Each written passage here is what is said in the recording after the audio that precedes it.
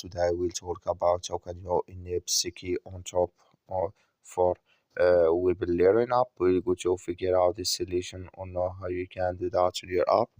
So you just follow this ways, then it's going to work with you. All you have to do, you just go down, click here on menu down here, just click on it here.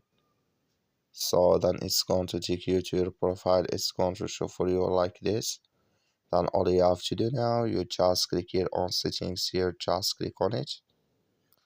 So then it's going to take you to next step here. It's going to show for you like this. Click here on message settings here. Then you come to next step here. It's going to show for you like this. You click here on web layering here. So then you come here to sticky on top, clicking this sign, like you see this color show for us. That means sticky on top enable with us now. That's all you have to do. Thank you for watching. Don't forget to support us by liking, subscribe.